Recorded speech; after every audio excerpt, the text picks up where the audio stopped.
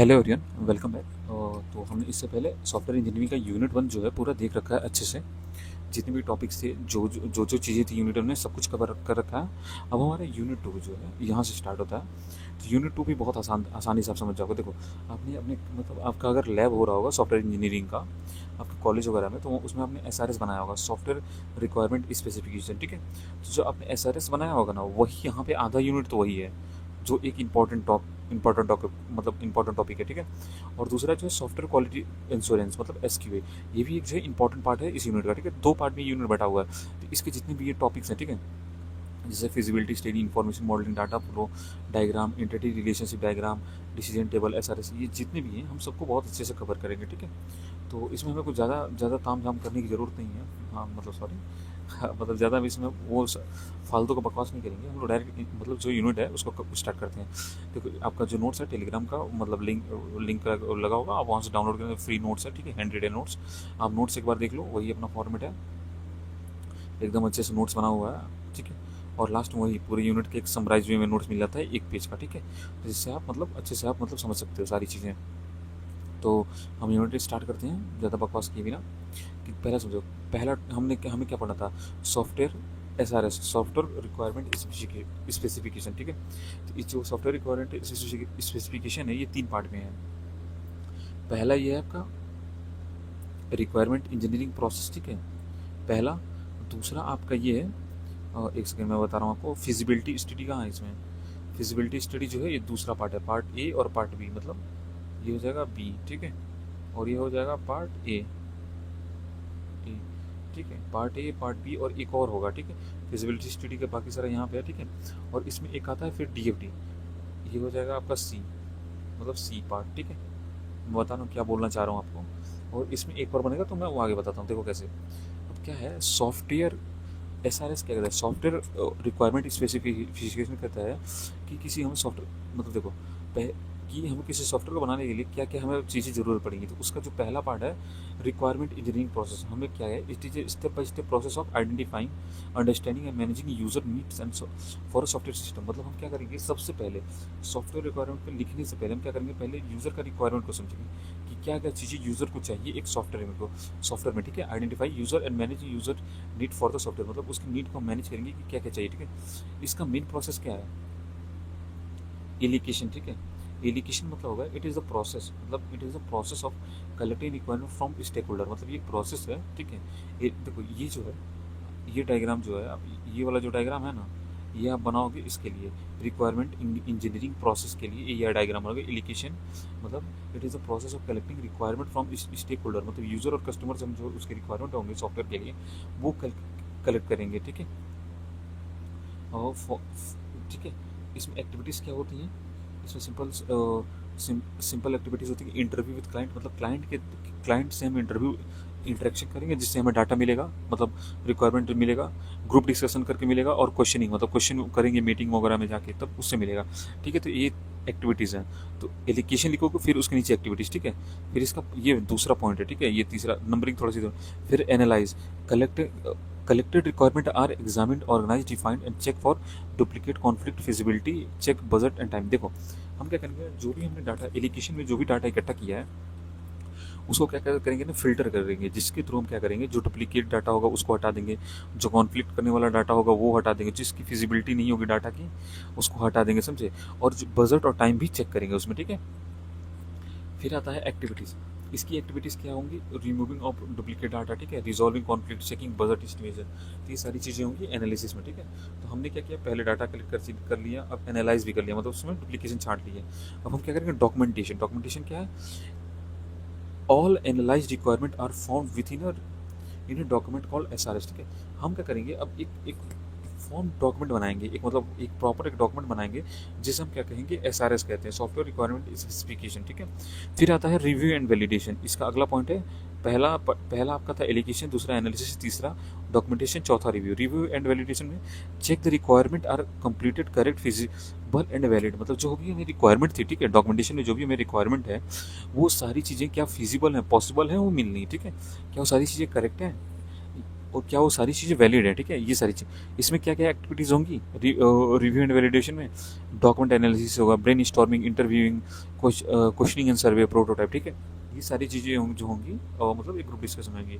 Brain storming का मतलब होता है group discussion technique using to generate idea and requirement. मतलब ब्रेन स्टॉर्मिंग जो है ना, आपका एक ग्रुप डिस्कशन टेक्निक है जिसके थ्रू हम किसी आइडिया को जनरेट करते हैं, ठीक है। समझो सीधा सीधा ब्रेन, बाकी सारा तो आपको पता ही होगा, डॉक्यूमेंट एनालिसिस, प्रोटोटाइप।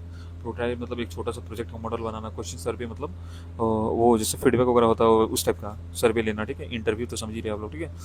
फिर हमारा अगला आता है फिजिबिलिटी स्टडी, ठीक है। हमारा ये था, हमारा पहला टॉपिक क्या था, रिक्वायरमेंट इंजीनियरिंग प्रोसेस, ठीक है। अब इसके बाद आता है हमारा फिजिबिलिटी स्टडी, ठीक है। फिजिबिलिटी स्टडी का इसको यहाँ पे देख लो, ठीक है, इस साइड में देख लो। ये है technical, economical, legal, operational feasibility check किया जाता है ताकि प्रोजेक्ट प्रैक्टिकल है या नहीं। देखो हम क्या करते हैं, टेक्निकल, इकोनॉमिकल, लीगल, ऑपरेशन से मतलब चेक करते हैं कि क्या जो हमारा प्रोजेक्ट है वो लीगली पॉसिबल है, क्या वो बना पाएंगे उसको अच्छे से, ठीक है। फिजिबिलिटी मतलब कि क्या वो हम प्रोजेक्ट बना सकते हैं। देखो मेनली 5 टाइप्स के होते हैं। टेक्निकल फिजिबिलिटी चेक करते हैं कि रिक्वायर्ड टेक्निक जो है वो अवेलेबल है उस सॉफ्टवेयर को क्रिएट करने के लिए। फिर रहता है इकोनॉमिकल फिजिबिलिटी, तो क्या हमारे पास पूरा प्रॉपर मतलब इकोनॉमी, वेल्थ, सिचुएशंस, फाइनेंस, सारा जो भी है मतलब इकोनॉमिकल जो भी आ गया एस्पेक्ट्स, वो सारा अवेलेबल है ना उस सॉफ्टवेयर के लिए, ठीक है। लीगल फीचर, क्या वो लॉ और रूल को फॉलो करता है बनाने से। अब तुम ऐसा नहीं ना बना सकते जिसमें मतलब बकवास सी चीज़ें अपलोड कर सको, कंटेंट वगैरह, समझ रहे हो ना बात को। फिर ऑपरेशनल फिजिबिलिटी मतलब समझ गए कि क्या उसको मतलब हम check whether the system will be properly in organised and user will accept it और नॉट। मतलब हम क्या उसे बनाएं तो क्या यूजर उसे एक्सेप्ट करेगा, क्या वो जो सिस्टम है वो सिस्टम पर रन करने के लिए पॉसिबल है, पॉसिबिलिटी है, ठीक है। ये सारी। फिर scheduling feasibility, check whether the project can be completed on time और वेदर डेडलाइन और नॉट। मतलब हम चेक करेंगे कि क्या वो जो प्रोजेक्ट है वो टाइम पे बन भी पाएगा कि नहीं, ये साला डेडलाइन को पार कर जाएगा, ठीक है। तो पहला हमने देख लिया रिक्वायर्ड इंजीनियरिंग प्रोसेस, दूसरा फिजिबिलिटी स्टडी, ठीक है। तीसरा हम देखेंगे डीएफडी, डाटा फ्लो डायग्राम। अब डीएफडी क्या कहता है, it is a graphical representation. मतलब ये क्या है, एक ग्राफिकल रिप्रेजेंटेशन है ऑफ, मतलब देखो, of how data moves through of system. मतलब ये बताता है कि सिस्टम में डाटा कैसे मूव करेगा, ठीक है। यह बताता है कि डाटा कहाँ से कहाँ जाता है, कैसे मतलब कैसे किस प्रोसेस के थ्रू जाता है, ठीक है। इसमें क्या होता है, कंपोनेंट्स ऑफ डीएफडी, डीएफडी के क्या क्या कंपोनेंट्स होते हैं, ठीक है। आप लोग पहला है आपका प्रोसीजर, ठीक है। पहला कंपोनेंट आपका क्या है, प्रोसीजर। प्रोसीजर क्या करता है, रिप्रेजेंट प्रोसेस और ट्रांसफॉर्मेशन ऑफ डाटा। ये क्या करता है, एक मिनट, एक सेकंड रुक जाओ, ये क्या करो आप कट कर दो, ठीक है, रुक जाओ एक सेकेंड, इसे हटा ही दो, ठीक है। इसका कोई मतलब नहीं है इस पार्ट का, ठीक है। इसको अभी अभी हटा देते हैं, ठीक है। ये गलत हो गया। हमने पढ़ लिया कि डीएफडी क्या होता है। फिर देखो कंपोनेंट्स ऑफ डीएफडी क्या था, प्रोसेस, रिप्रेजेंट प्रोसेस और ट्रांसफर ऑफ डाटा। मतलब हम क्या करते हैं, एक सर्कल बनाएंगे जिसमें जो भी प्रोसेस होंगे वो सर्कल में रिप्रेजेंट होंगे, ठीक है। अब मैं डीएफडी का आपको मतलब एक न्यूमेरिकल, एज ए न्यूमेरिकल मत समझो, मैं लास्ट में एक आपको ना डीएफडी बना के दिखाऊंगा। जैसे मैंने आज न्यूमेरिकल अपलोड किए थे एसपीएम का, वैसे ही मैं कल आपको एक न्यूमेरिकल नहीं मतलब जो इंपॉर्टेंट क्वेश्चन होंगे उस टाइप का कुछ 5 से 10 मिनट का एक लेक्चर अपलोड कर दूंगा जिसमें एसआरएस वगैरह बनाना सिखा दूंगा, ठीक है। और डीएफडी सॉरी, डाटा देखो। फिर हमें पहला हो गया प्रोसेस, ठीक है, जिसमें सर्कल से रिप्रेजेंट करते हैं। डाटा फ्लो मतलब डाटा, सॉरी एक सेकंड, डाटा फ्लो हो गया मतलब एरो से, ठीक है। एरो से फ्लो, एरो से रिप्रेजेंट करते हैं। एक रुको मैं बताते चल रहा हूँ, यहाँ से एरो से रिप्रेजेंट कर दिया, ठीक है।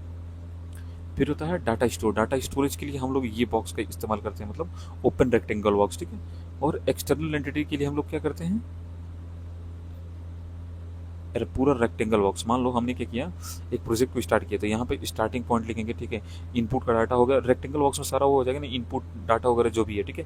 प्रोसेस में क्या किया, उसका प्रोसेस हो रहा है सिस्टम का। फिर आपको आउटपुट में क्या मिला, मान लो फार्मर का सिस्टम है तो उसमें पहले इनपुट में क्या देंगे, फार्मर होगा, सिस्टम प्रोसेस करेगा और आउटपुट में क्या देगा, उसको फर्टिलाइजर एग्रीकल्चर का सजेशन देगा, ठीक है। तो इसमें देखो डीएफडी के 3 लेवल होते हैं, ठीक है। लेवल्स ऑफ डीएफडी होते हैं 3, ठीक है। ये लेवल्स ऑफ डीएफडी होते हैं, इसको लिख लेना है यहाँ पे, लेवल ऑफ डीएफडी, ठीक है। 0 लेवल ये 1 होगा, 0 लेवल, 1 लेवल, 2 लेवल। 0 लेवल होता है कॉन्टेक्स्ट डायग्राम, डिटेल डायग्राम, मोल डिटेल। मतलब समझो 0 लेवल में क्या होगा, ये 0 लेवल का डायग्राम है। मतलब समझो कि बीच में एक प्रोसेस लगा दिया, ऊपर स्टार्टिंग पॉइंट, नीचे एंड पॉइंट, बीच में प्रोसेस। डिटेल में क्या होगा, ऊपर स्टार्टिंग, नीचे एंड और पीछे थोड़ा डिटेल में। मतलब इसको जो प्रोसेस है एक और प्रोसेस ऐड कर देंगे, 2-3 थोड़ा सा और ज़्यादा, ठीक है। और मोर डिटेल में बहुत सारे प्रोसेस, बहुत सारे स्टेप हो जाते हैं इसमें, ठीक है, आ जाते हैं एक साथ। तो ये हो गया। फिर हमारा अगला टॉपिक आता है steps steps of DFD, data flow diagram के क्या क्या स्टेप्स होते हैं, ठीक है। तो इसमें पहले क्या होता है, आइडेंटिफाई इनपुट एंड आउटपुट। हम क्या करते हैं, पहले इनपुट और आउटपुट को आइडेंटिफाई करते हैं। आइडेंटिफाई प्रोसेसेस, मतलब हम प्रोसेसेस जो होंगे उसको आइडेंटिफाई करेंगे। आइडेंटिफाई डाटा स्टोरेज, कहाँ डाटा स्टोर करना है ये आइडेंटिफाई करेंगे। ड्रॉ डाटा फ्लो, मतलब एरो लगाएंगे कहाँ से कहाँ जाना है। स्टार्ट फ्रॉम लेवल, हम क्या करते हैं जब भी डीएफडी बनाते हैं पहले हम 0 लेवल का बनाएंगे, फिर 1 लेवल का, फिर 2 लेवल का। उसमें डायरेक्ट आप 2 लेवल का नहीं बना सकते, ठीक है। 0 1 मतलब ऐसे जाएगा, ठीक है। फिर हमारा अगला टॉपिक आता है कंट्रोल फ्लो डायग्राम, ठीक है। हम हमारे पास कंट्रोल फ्लो डायग्राम आ गया, ठीक है। हमने डीएफडी पढ़ लिया, अब इसके बाद आता है control flow diagram. Control flow क्या बताता है, it is a diagram model that model the flow of control between graph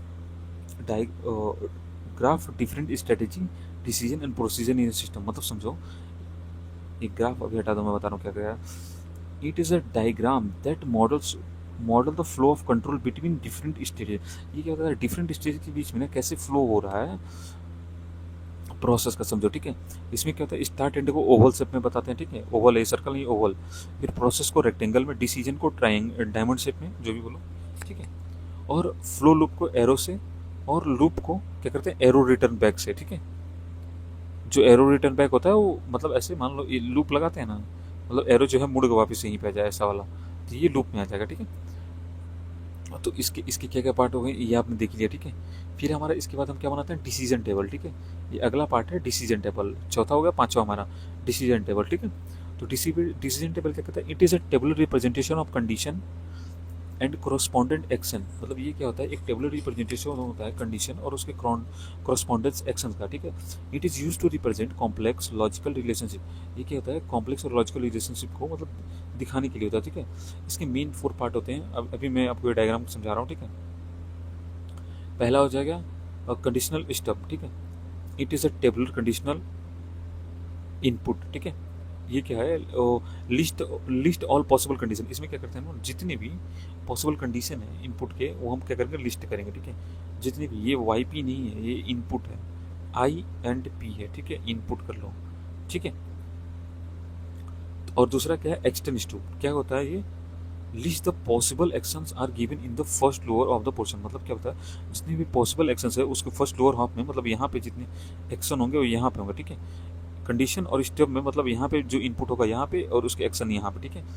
conditional entities in it there are multiples row and columns are known as rule. हमारे पास यहाँ पर multiple रो होंगे और column होंगे, मतलब उसको एंटिटीज के मल्टीपल रो और कॉलम होंगे जिसकी कंडीशन, मतलब स्टूबा की कंडीशन जो इनपुट देंगे ना उसके मल्टीपल कंडीशन होंगे, ठीक है, जिसपे वो डाटा फैच होगा, ठीक है। फिर होगा एक्शन एंटिटीज, ठीक है। Specify which action should be taken for each step and condition. मतलब हम स्पेसिफाई करेंगे कि कौन से स्टेप के लिए क्या एक्शन होगा, ठीक है। इसमें इस वाले पोर्शन में ये बताया जाएगा, ठीक है। तो ये हमारा डिसीजन टेबल हो गया। फिर हमारा आता है अगला टॉपिक, ई आर डायग्राम। तो देखो ई आर डायग्राम क्या है, it is a entity relationship diagram. ये क्या होता है, जो बेसिक इंटिटी और रिलेशनशिप के बीच का ये डायग्राम होता है, ठीक है। आपने डीबीएमएस पढ़ा होगा, उसमें ई आर डायग्राम बहुत बार बनाया होगा, ठीक है। इंटिटी के लिए हम लोग रेक्टेंगल, बॉक्स, एट्रीब्यूट के लिए ये ओवल, रिलेशनशिप के लिए ट्राइंगल और वीक एंटिटी के लिए डबल, ठीक है। रेक्टेंगल के रिप्रेजेंट रियल वर्ड ऑब्जेक्ट, इसमें क्या होगा, रियल वर्ड ऑब्जेक्ट होंगे। ओवल में रिप्रेजेंट प्रॉपर्टी, जो प्रॉपर्टीज होंगे वो होंगे। और डायमंड बॉक्स में आपका जो उनके बीच में रिलेशनशिप होता है वो। मैं एक सिंपल बना के दिखा रहा हूँ।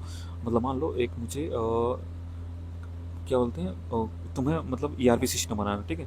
तो इसमें क्या होगा, ईआरपी सिस्टम में क्या होगा, यहाँ पे होंगे स्टूडेंट, ठीक है। यहाँ पे होंगे टीचर, जो भी बना लो, टीचर या कॉलेज, ठीक है। इनके बीच में क्या होगा, एक सॉरी एक मिनट, ये डायमंड से यार बन पाएगा, हाँ मान लो डायमंड से है, ठीक है, डायमंड मान लो।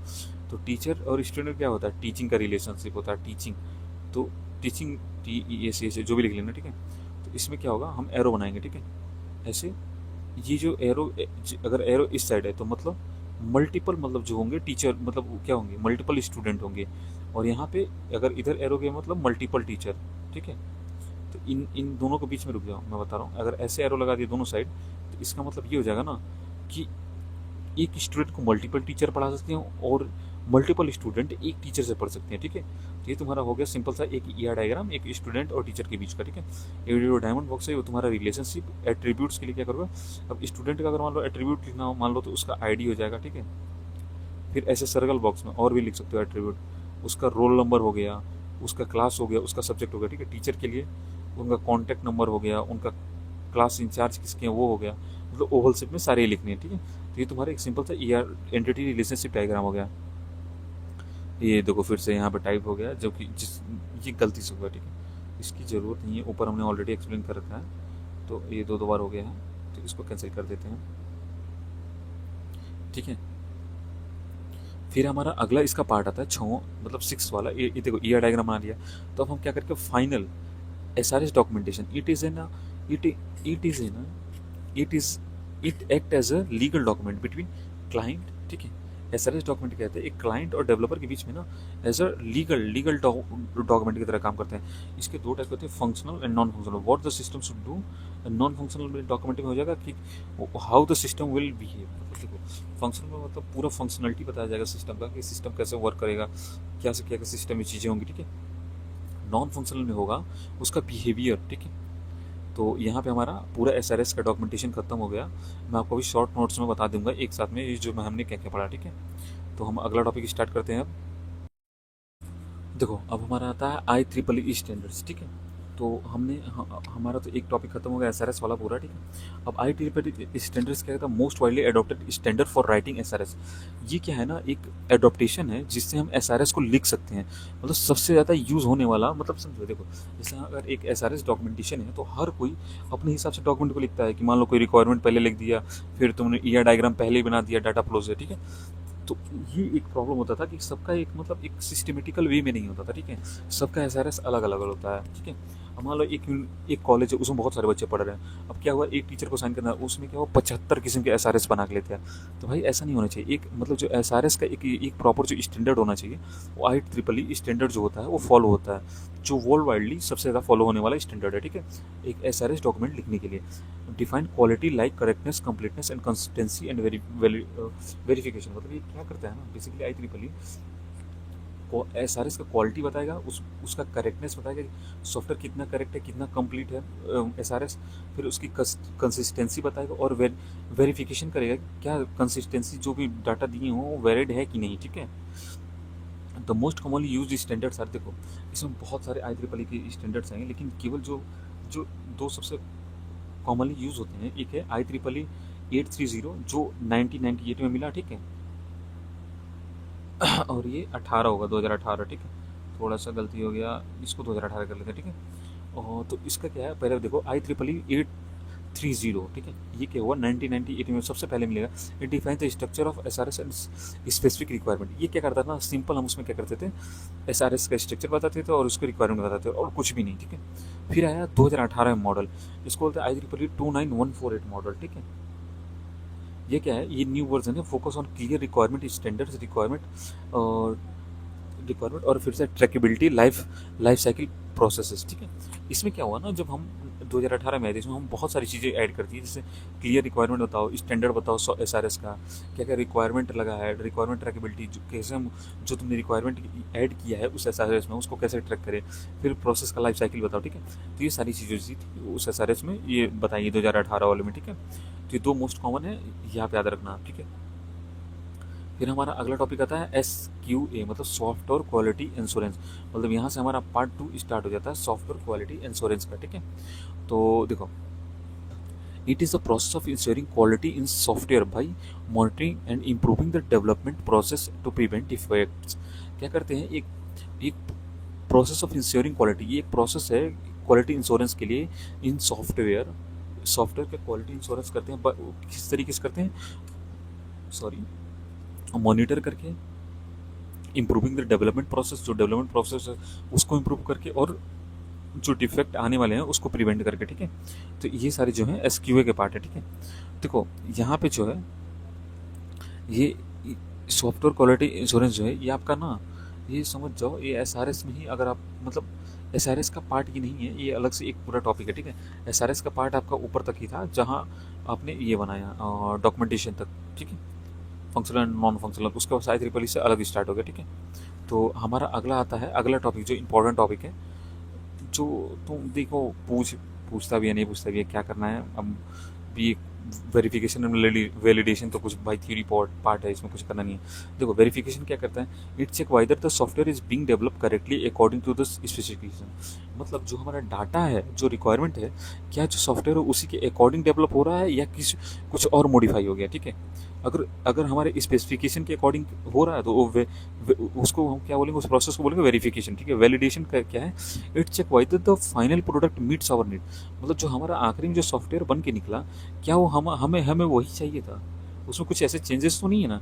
It check whether the product meets quality which will be assured. मतलब जो हमें क्वालिटी हमने एश्योर की गई थी, अब तुम कपड़े लेने गए थे, एश्योर करते हैं कि भाई नहीं एकदम तुम मतलब सुपर स्टार लग रहे हो, वैसे घर आके देखते हो लगते हो नहीं लगते हो।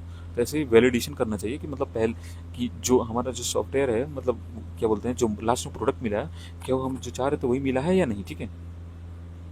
तो फिर हम ये हमारा यहाँ पर टॉपिक ये कंप्लीट हो गया, वेरिफिकेशन एंड वैलिडेशन, ठीक है। फिर आता है एसक्यूए प्लानिंग, ठीक है।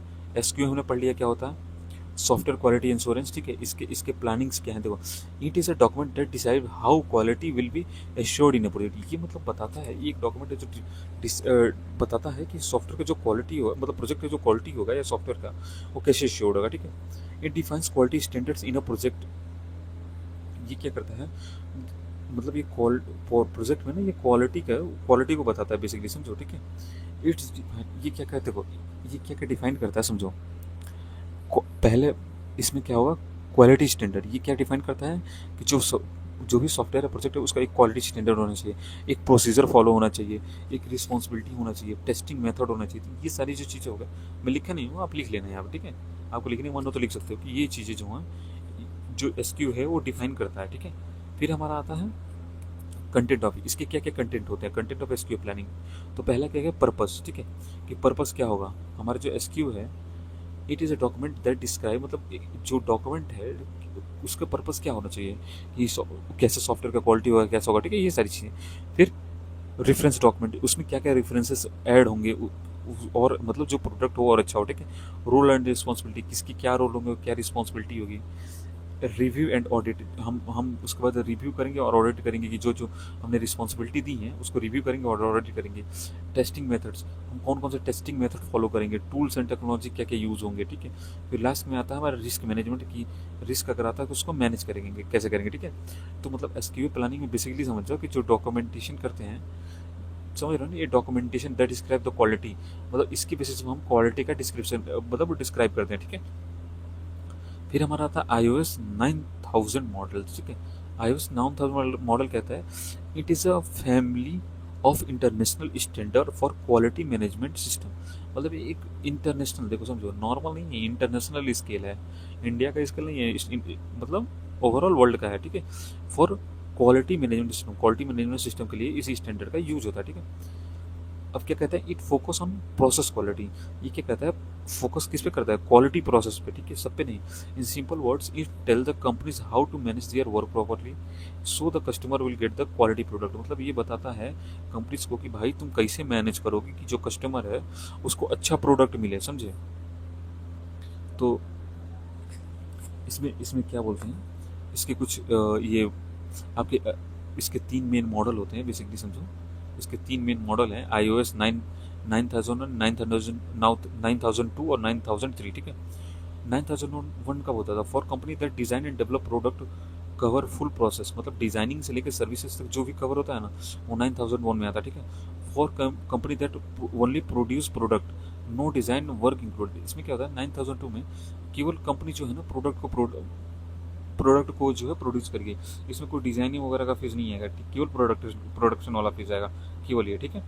9003 only focus on the final inspection and testing. मतलब ये क्या करता है ना, 9003 डायरेक्ट कहता है कि भाई चलो मैं तुम्हें इंस्पेक्शन ही करूँगा, जो तुम प्रोजेक्ट डिलीवर कर चुके हो उसको मैं बस इंस्पेक्शन ही करूँगा, ठीक है। देखो ये होता है इसके मतलब डिजाइनिंग, प्रोडक्टिविटी, टेस्टिंग, मतलब ऐसे एक डायग्राम बना रहे ना, ये 3 मॉडल मत लिखना, ठीक है। बस इसमें iOS 9000 मॉडल में बस ऐसे बना सकते हो, designing, production and testing services, ठीक है। तो ये हो गया, हमारा यूनिट बस खत्म होने वाला है। फिर हमारा है SEICAMM, ठीक है।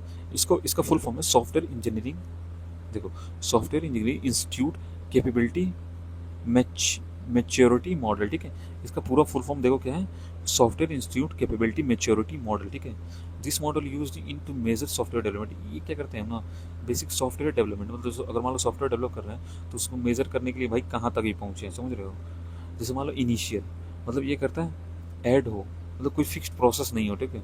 फिर कहता है यहाँ पे रिपीटेबल, रिपीटेबल मतलब बेसिक प्रोजेक्ट मैनेजर, इसमें कहता है बेसिक प्रोजेक्ट को जो है मैनेज करते हैं। फिर आता है डिफाइंड, ये होगा डिफाइंड, इसको कर लेना, एफ कर लेना, DEFIND। स्टैंडर्ड मतलब स्टैंडर्ड इसमें प्रोसीजर जो होगा वो आएगा, ठीक है, कि हम लोग अभी स्टैंडर्ड प्रोसीजर पर पहुंचे हैं। फिर मैनेज क्वालिटेटिव, मेजर कंट्रोल, मतलब इसमें क्या होगा ना, हम मैनेज क्वालिटेटिव कंट्रोल, इसमें क्या है, जो क्वालिटी है उसको कंट्रोल करते हैं, ठीक है। फिर होता है ऑप्टिमाइजिंग, कॉन्टिन्यूस इंप्रूवमेंट, हम क्या करते हैं यहाँ पे जो है कंटिन्यूस जो है हम इम्प्रूव करेंगे, जो भी हमारे पास सॉफ्टवेयर है, सॉफ्टवेयर डेवलपमेंट करना है उसको कंटिन्यूस क्या करेंगे, इम्प्रूव करते रहेंगे, ठीक है। तो हमारा जो यूनिट है वो कंप्लीट हो चुका है यहाँ पे, ठीक है। तो मैं जो बोल रहा था ना, थोड़ा सा यहाँ पे अच्छे से मैंने ये जो समराइज हुए मैं नोट्स है वो देख लूँ। तो ये 35 मिनट्स हटा देना, ये तो कम ही टाइम में हो गया, मुझे लगा 30-35 मिनट लग जाएगा।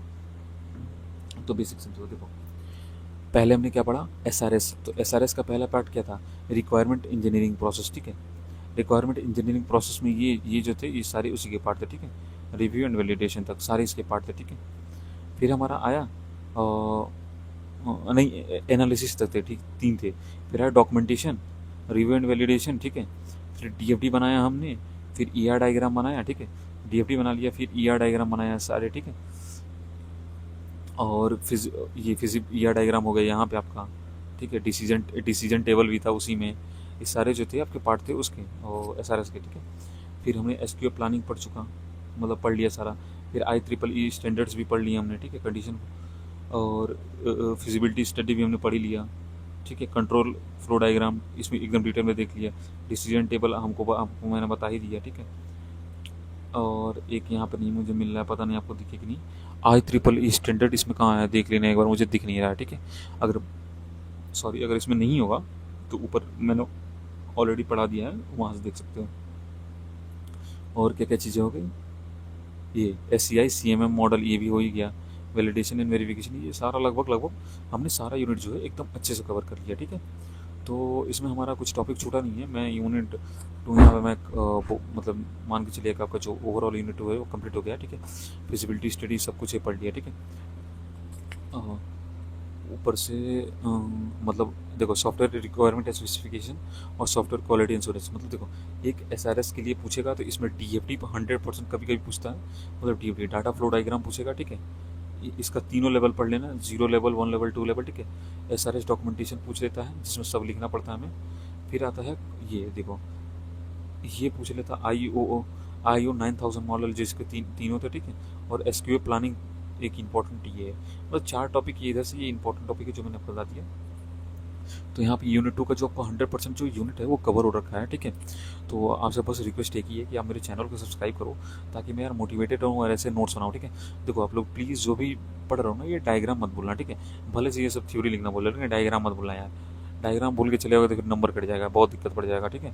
और ये एग्जाम्पल जरूर देना, DFD का अगर पूछ देता ना डाटा फ्लो डायग्राम, तो ऐसे मैंने जैसे आपको समझाया था 0 लेवल का, वैसे ही 1 लेवल और 2 लेवल का भी आपको एग्जाम्पल लेके समझाना पड़ेगा। मैंने एग्जाम्पल यहाँ पे लिया नहीं है, उसके लिए मुझे अलग से वीडियो बनाना पड़ेगा, जो मैं एक इंपॉर्टेंट वीडियो बनाऊंगा, 100% बनाऊंगा इस बार, ठीक है। कल रात तक आएगा, देखो शाम तक तो नहीं आ पाएगा, शाम तक अभी यूनिट अपलोड करने में थी टाइम लगने वाला है, ठीक है। तो कल रात तक पॉसिबिलिटी होगी कि एक मंथ लेक्चर लेके आऊँगा, जो मतलब मैक्सिमम ट्राई करूँगा कि उसमें आपको 50 नंबर तक का मैं कवर करा दूँ, मतलब ऐसा हो कि उसी उसी सेम चीज़ में से ना 50 नंबर तक आ जाए। ये ना हो कि आपको कुछ और, मतलब देखो आप मेरा टॉपिक मतलब मुझसे अगर पढ़ रहे हो तो मतलब 100% मेरी श्योरिटी में ली के चल रहा हूँ कि भाई मैं 50 नंबर का दूँ, कि सामने वाला अगर बंदा मेरे से पढ़ के जा रहा है तो समझे कि यहाँ कुछ है। भाई अब तुम प्लीज़ यार दोस्तों को रिकमेंड करो और लोगों को बताओ कि हाँ मेरा चैनल है, ऐसा कुछ है, ठीक है। मैं ऐसे नोट्स प्रोवाइड कर रहा हूँ। प्लीज़ थोड़ा सा यार थोड़ा सब्सक्राइब करो, क्योंकि मुझे थोड़ा अच्छा नहीं लग रहा है यार। मान लो इतना मेहनत करने के बाद से मेरे कितने 75 सब्सक्राइबर होंगे, कुछ मतलब कुछ होना चाहिए ना कि भाई मेहनत कर रहा है कुछ बंदा सामने वाला, कुछ तो होनी चाहिए चीज़ें यार।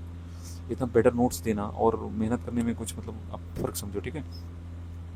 तो हमने ये सारी चीज़ें पढ़ ली है। ER डायग्राम, देखो ER डायग्राम मस्ट है। ER डायग्राम भी अगर बना रहे हो तो वही आपको एग्जांपल लेके समझाना पड़ेगा। DFD तो पता ही है, ठीक है। ये सारी चीज़ें हो गई। SQL प्लानिंग पढ़ लेना, ठीक है। SQL प्लानिंग जो है ना इसको थोड़ा अच्छे से पढ़ लेना, ठीक है। इसका जो है, ठीक है, ये एकदम अच्छे अच्छे तरीके से, ठीक है। और हमारा यहाँ पर तब यूनिट ख़त्म करते हैं। That's all. और ये आधे घंटे के आसपास यूनिट हुआ होगा। और जो माइक का इशू है मैं उसको ट्राई कर रहा हूँ यार, थोड़ा सा जो भी ऑडियो एरर आ रहा है उसको मैं सही करने का, कि आप लोग सही से समझ पाओ। मेरा थोड़ा सा आवाज़ भारी है जिसकी वजह से आप लोगों को समझने में प्रॉब्लम हो रहा होगा, तो उसके लिए सॉरी। और मैं और भी अच्छे से नोट्स वगैरह लाने का ट्राई करता हूँ। फिर थैंक यू, मिलते हैं फिर मॉर्निंग में। That's all for today. और प्लीज़ आप लोग सब्सक्राइब करते रहना, और कमेंट करो यार, अभी तो कमेंट करो, तुम पता, कमेंट करो और लाइक करो और सब्सक्राइब है यार अभी का 10, एटलीस्ट 10 सब्सक्राइबर करो यार। मुझे मॉर्निंग तक 100 सब्सक्राइबर अपने चाहिए ही चाहिए, ठीक है, ताकि मैं और अगर जल्दी से जल्दी मतलब मॉर्निंग में यूनिट्स लाऊँ, ठीक है। थैंक यू, मिलते हैं फिर नेक्स्ट लेक्चर में, बाय बाय।